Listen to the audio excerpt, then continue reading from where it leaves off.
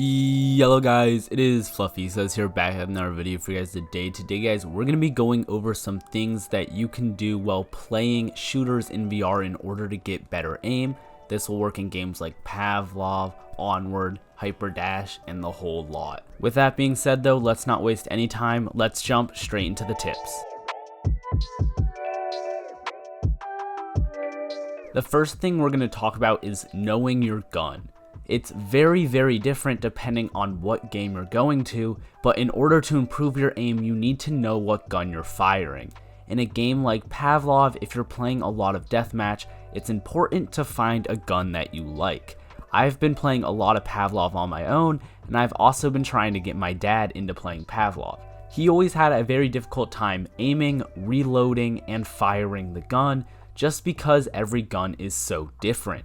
The way around this is to purchase a gun you like from the shop, that way you'll always respawn with the same gun. Eventually he found the LMG and realized how much ammo it had and how good it was at spraying people up close, and he realized that he normally dies before he runs out of ammo and found that gun to be perfect because he likes to play in close range. So it is first important to figure out what your strong suits are and how each of the guns work. If you use a gun for long enough, you'll start to learn the recoil. Unlike with PC shooters, VR has real life recoil. You can see the gun barrel go up into the air, which also makes it much easier to adjust. So the first thing I'm going to say on the list is make sure you have both hands on the gun. It doesn't matter what gun you're using, if you have both hands on the gun, not only is it going to make the recoil go down, but it is also going to add stability to you as a person because it feels more natural to have both hands near each other when you're aiming an actual gun. The next thing I'm going to talk about is adding sights to your guns. Most games have sights that you can add to your weapon, but there are the exceptions like Hyper Dash. If there are sights in games, learn to utilize them. Adding a sight can be incredibly helpful, especially if you're trying to hit somebody at range. But of course, a sight is not always the solution, as to use the sight you actually have to still pull the gun up to your head, which is where it is really important to learn how to read your gunfire. If you fire a bullet, it will hit a wall or it will hit a player. Either way, you will either see blood spatter on the player or you will see a little ping off the wall with a bright flash. The trick is to learn where your bullets are landing and readjust via that. Shoot a couple shots, learn where your bullets are going, and then readjust it to the person you're firing at. A lot of times you do not have the time to line up a sight. It is easier if you actually have sights that you can put on your gun like a holographic, but if you don't have that, look for where your bullet is actually landing and readjust via that. You don't always need to line up the sights as long as you can line up the barrel.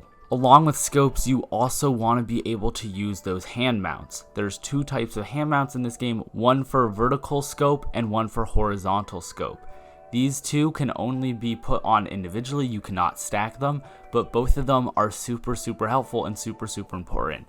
I currently am a huge fan of using the horizontal scope, as a lot of my recoil is side to side instead of up and down, and so controlling that is so much easier with this handhold. With these handholds, basically you can just put them on your gun after you buy them, and they just allow you to control recoil that much bit better, and a lot of people don't actually know what these things do. So if you go under upgrade section, it's the ones on the top, the one that looks like just a normal handhold, and then the one that's like a triangle. So make sure you grab one of those and figure out which one of those works best for you. Our next tip is going to actually use a physical product in order to improve your aim. I personally do not have this product, but I am looking to get my hands on it. I have, however, heard lots of amazing reviews about this product, both from people in my community as well as just across the internet. This is the Mammut VR gun stock. This thing is basically a long piece of plastic that you hook your controllers into. It'll work with any controller type, and what it does is it allows you to hold your controllers like you'd be holding a real gun. It makes it feel that much more immersive, which allows you to have that better aim, as your controllers are already positioned for you, along with having some resistance to when you move the gun. Having your hands with no resistance can sometimes make it very difficult to aim, as your hands will wiggle and wobble. With this, your hands will stay stiff and firm, allowing you to aim down sights better. The next thing we can go over can be compared to something like crosshair placement if you're used to playing shooters on a computer. But basically, this is keeping your gun in a good position. Of course, in games like Onward and Pavlov, you can't actually sprint unless your gun is on your back or lowered below your waist. To get around this though, anytime you are turning a corner, raise your gun and put it near eye level, then turn the corner. It's also much better to turn the corner physically than to turn with your joystick, as you will do a little jump which could throw off your aim. So just always keep your gun in the air when you're going into situations where there could be gunfire. After recording about 4 minutes and 45 seconds of my just voicing for this video, I realized this video is 100% going to be demonetized because of how much we reference guns, shooting, blood, splattering.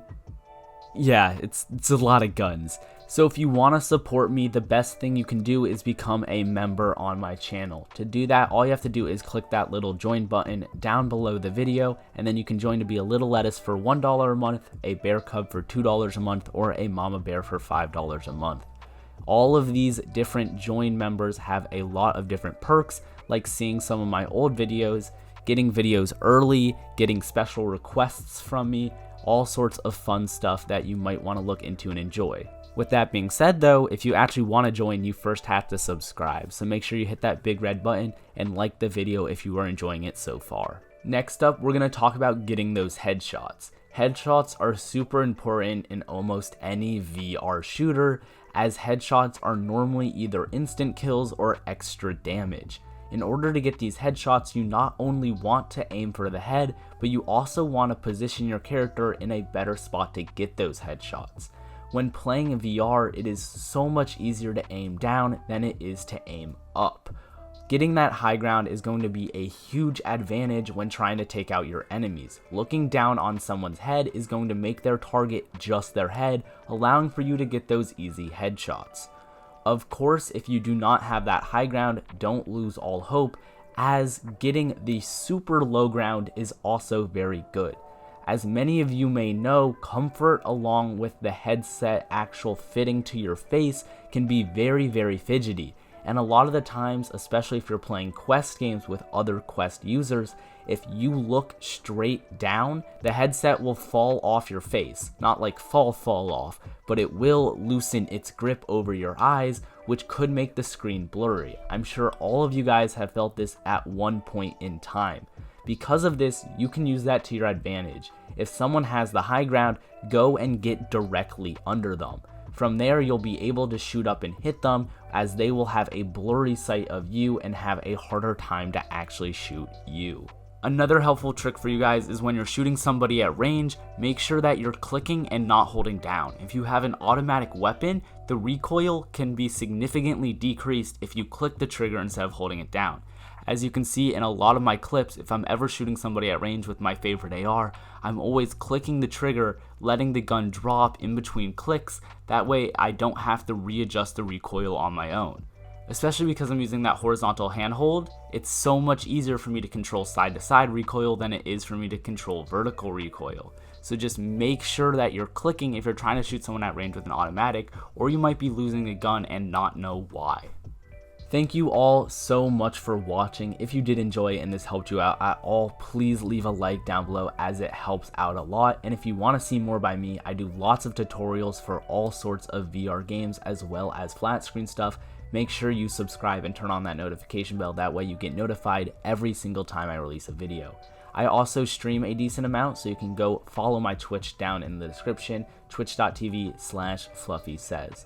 Huge thank you to my new editor. He's edited a couple of videos for me so far and has really been carrying the load on the Winter Time Christmas talent show for Beat Saber.